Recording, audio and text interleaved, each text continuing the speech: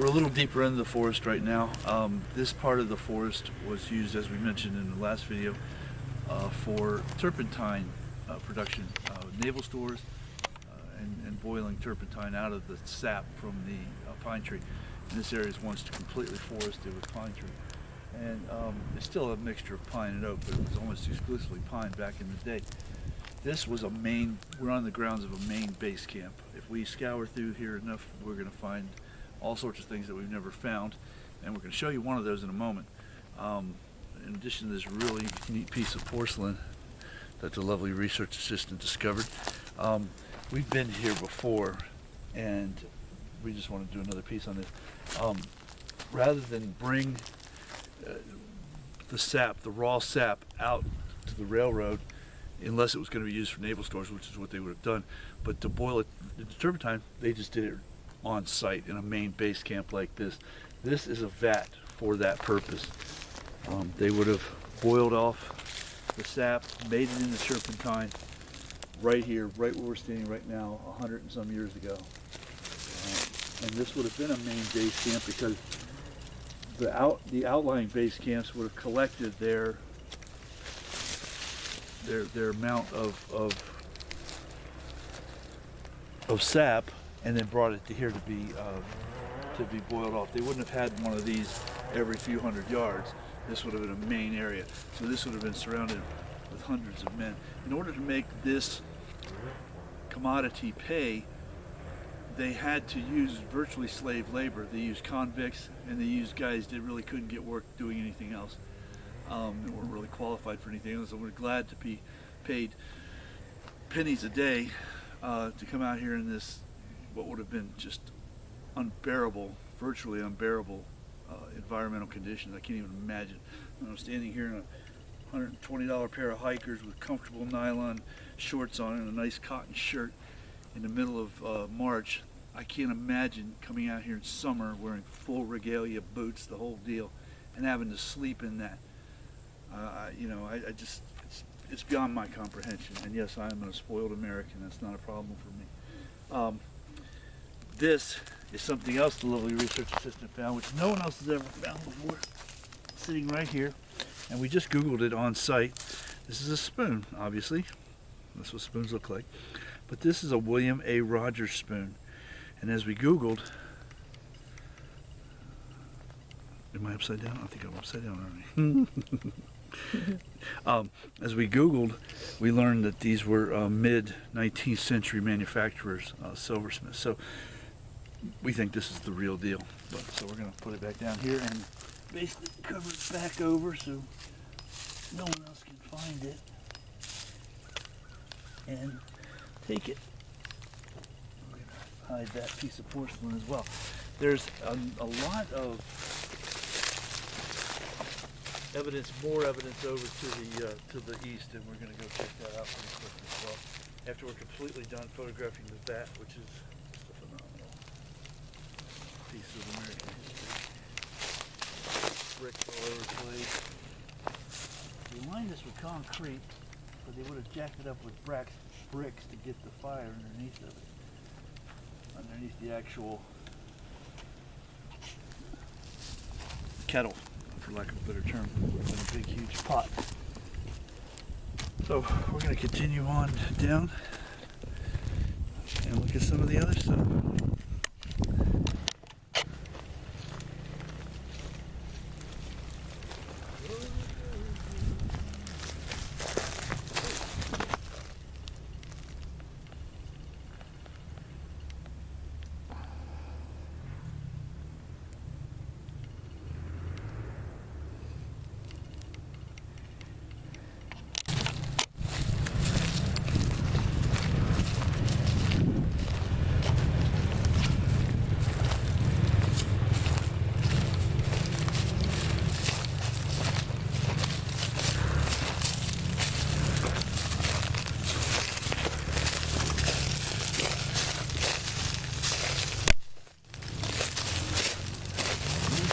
We saw last time.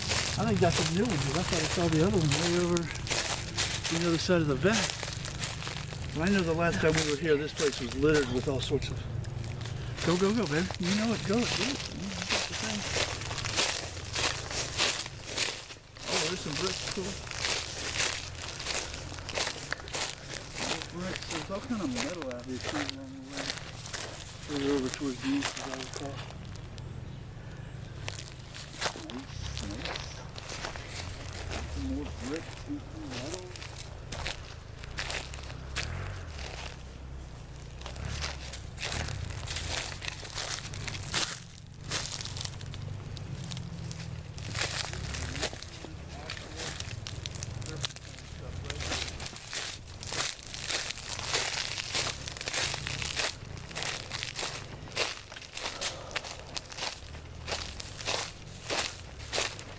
This predates the Hurdy Cup. You see the little holes for the straps. Mm-hmm. They're all over. Pre-Hurdy Cup, Hurdy Cup. Some more bricks.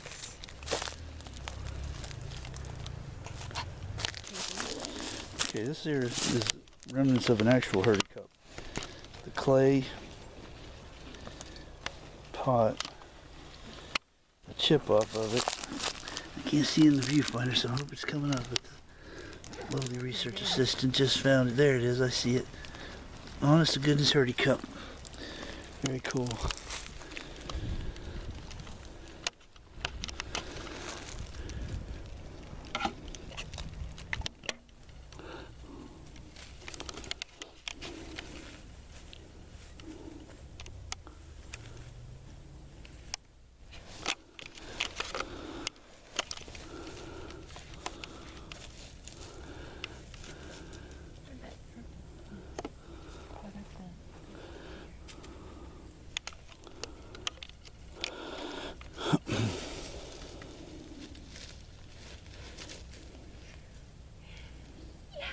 All right.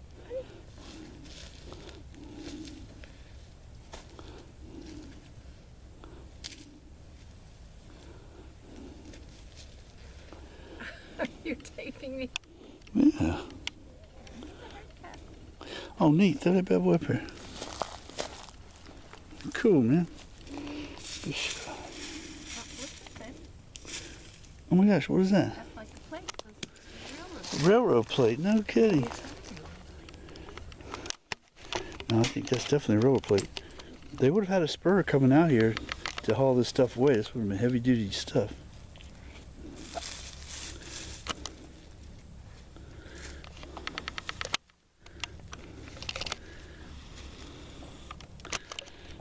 Is that attached to anything?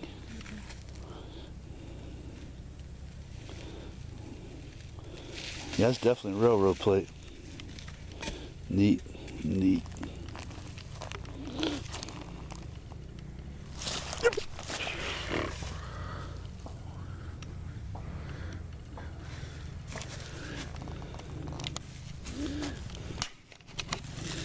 What's that piece of metal at your feet there? That's another one of those railroad things. Oh, okay. You must have fallen in here, or? Yeah, the rail. Mm-hmm. The rail.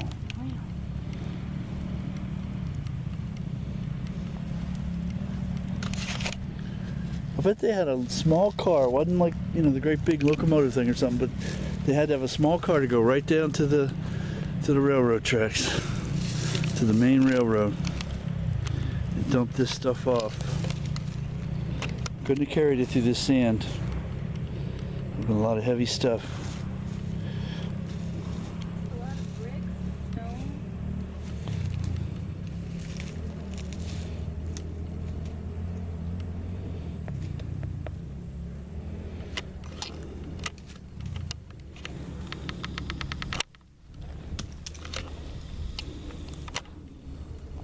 Careful now, your phone is up here on the ground.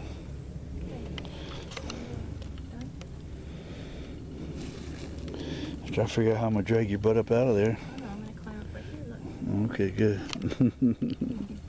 I wouldn't come down if I didn't think I could come down.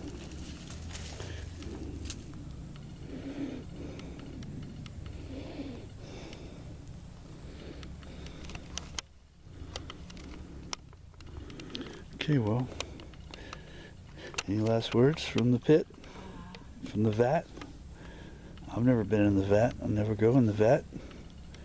So, from the bottom of the vat, we're signing off.